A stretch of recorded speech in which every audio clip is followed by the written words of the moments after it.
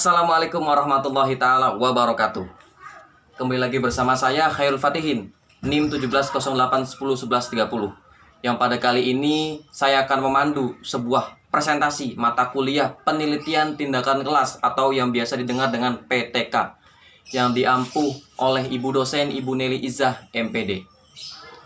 Yang pada kali ini kami selaku kelompok 5 yang terdiri dari saya Khairul Fatihin beserta dua teman presentator saya, yaitu Nyai Intan Rahmawati dan Intan Indriawati, yang akan menjelaskan tentang format proposal dalam penelitian tindakan kelas, yang nantinya akan kami jelaskan satu persatu. Yang pertama yaitu tentang pengertian proposal secara garis besar dan pembagian ruang lingkup format proposal. Yang kemudian yang kedua yaitu format satu proposal yang menurut tutor mata kuliah PTK pada universitas terbuka.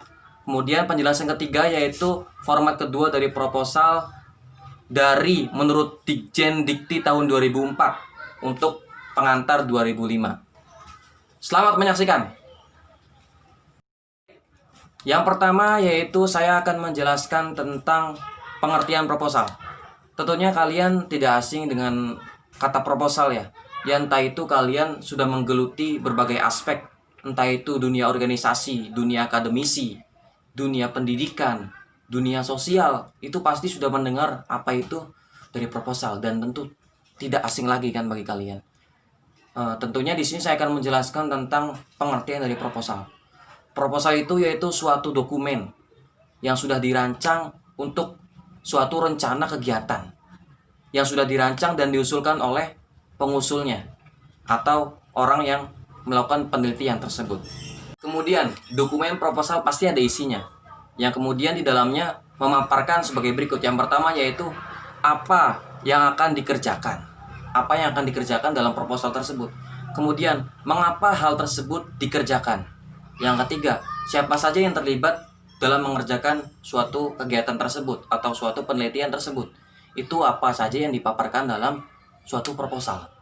Dan kemudian nanti format-format dari proposal itu akan dijelaskan oleh kedua teman saya setelah ini, yaitu format yang pertama sesuai dari dosen PTK Universitas Terbuka, dan yang kedua yaitu format PTK sesuai Dirjen Dikti Pendidikan.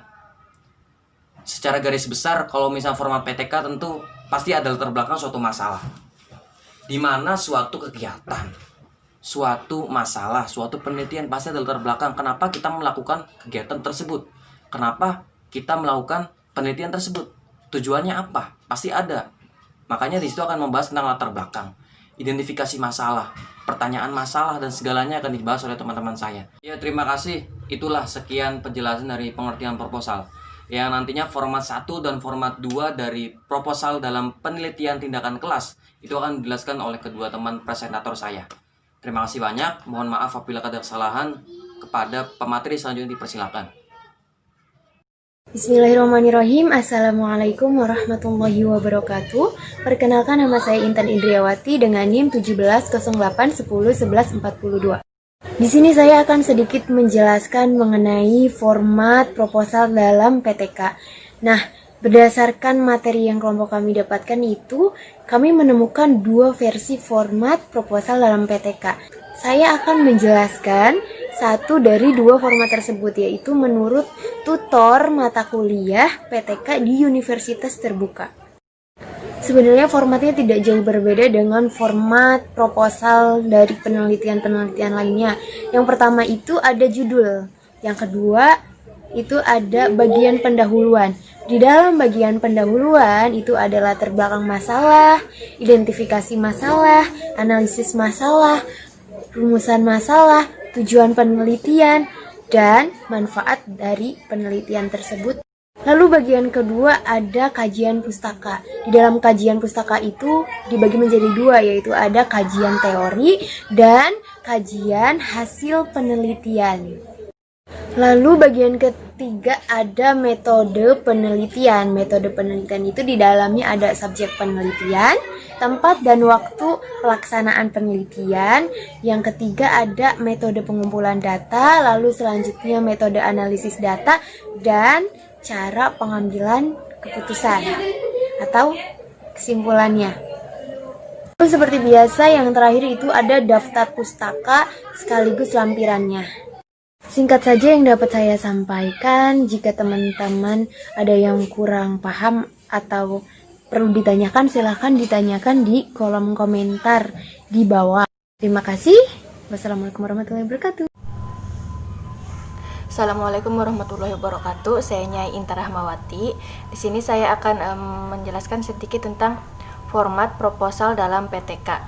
Seperti yang telah dijelaskan sebelumnya tadi oleh Saudari Intan Indriawati, menjelaskan tentang format proposal PTK itu format yang pertama. Karena ada beberapa cara dan saya di sini akan menjelaskan tentang cara yang kedua ataupun format yang kedua. Nah, format proposal dalam PTK menurut Ditjen Dikti tahun 2004 yaitu adanya judul. Nah, tentunya judul di sini sangat wajib gitu. Karena dalam judul inilah yang akan dibahas di isi proposalnya tersebut. Kemudian setelah judul itu adanya bidang kajian, kemudian ada pendahuluan. Seperti adanya latar belakang. Kemudian setelah itu ada juga perumusan masalah. Nah, dalam perumusan masalah inilah yang akan dikaji ataupun dibahas di isi proposalnya tersebut. Jadi, di permasalahannya ini kita masalah apa yang kita temukan dalam penelitian, kemudian kita masukkan masalahnya tersebut dalam proposal tersebut. Nah, rumusan masalah dikembangkan dan dari identifikasi dan pembatasan masalah yang tentunya berbentuk kalimat tanya. Kemudian langkah atau format yang kedua yaitu adanya tujuan penelitian. Nah, dari rumusan masalah tersebut yang sebelumnya, maka ditentukanlah tujuannya seperti apa.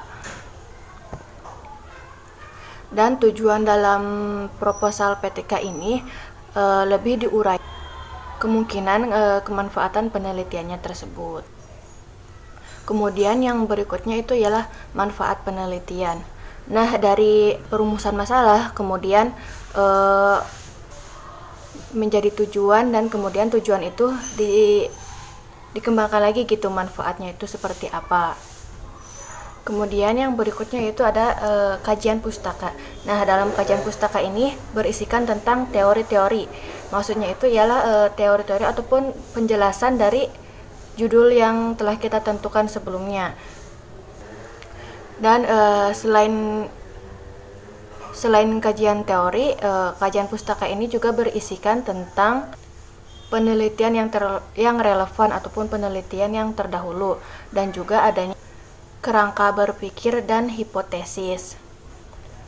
Dan tentunya kajian teori dan pustaka ini harus diuraikan dengan jelas yang menumbuhkan adanya gagasan yang mendasari rancangan penelitian tindakan ini. Kemudian yang selanjutnya yaitu adanya rencana dan prosedur penelitian. Jadi rencananya itu dimasukkan ataupun dilibatkan kembali gitu dalam proposalnya tersebut. Begitu juga dengan prosedurnya tersebut juga dimasukkan. Lalu yang selanjutnya itu adanya jadwal penelitian. Jadi jadwal penelitiannya tentunya harus jelas dan rinci sehingga bisa dimasukkan dalam format proposal tersebut. Kemudian ada biaya. Jadi apa-apanya dimasukkan dan disertakan dalam rincian biaya tersebut. Maksudnya itu ialah biaya yang diperlukan ketika penelitian tindakan kelas tersebut dimasukkan ke dalam proposal yang dibuat. Kemudian adanya personalia dan yang terakhir yaitu adanya daftar pustaka dan lampiran. Nah, seperti yang kita ketahui tentunya daftar pustaka ini berisikan tentang sumber-sumber materi yang kita dapatkan untuk mengisi ataupun untuk membuat proposal tersebut. Misalnya buku-buku. Kemudian lampiran. Nah, lampiran-lampiran tersebut tidak berbeda dengan lampiran yang lainnya. Lampirannya berisikan tentang foto-foto, ada foto-foto, misalnya ada foto-foto ataupun dokumen, kemudian dan lampiran-lampiran lainnya. Dan tentunya ada juga instrumen peneliti dan CV dari semua peneliti tersebut. Maaf, maksudnya instrumen peneliti dan CV semua peneliti tersebut. Sekian yang dapat saya sampaikan, kurang lebihnya mohon maaf. Wabillahi taufiq wal hidayah. Wassalamualaikum warahmatullahi wabarakatuh. Kerangka berpikir dan hipotesis.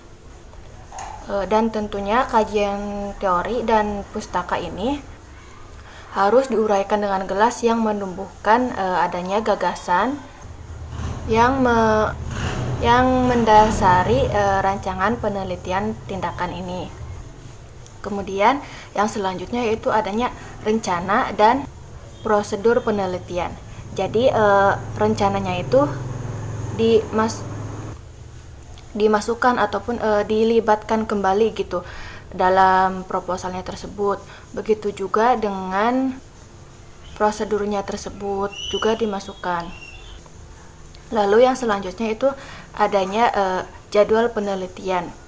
Jadi jadwal penelitiannya tentunya harus jelas dan rinci sehingga bisa dimasukkan dalam format proposal tersebut. Kemudian ada biaya. Jadi apa-apanya dimasukkan dan disertakan dalam rincian biaya tersebut. Maksudnya itu ialah biaya yang diperlukan ketika penelitian tindakan kelas tersebut dimasukkan ke dalam proposal yang dibuat. Kemudian adanya personalia dan yang terakhir yaitu adanya daftar pustaka dan lampiran.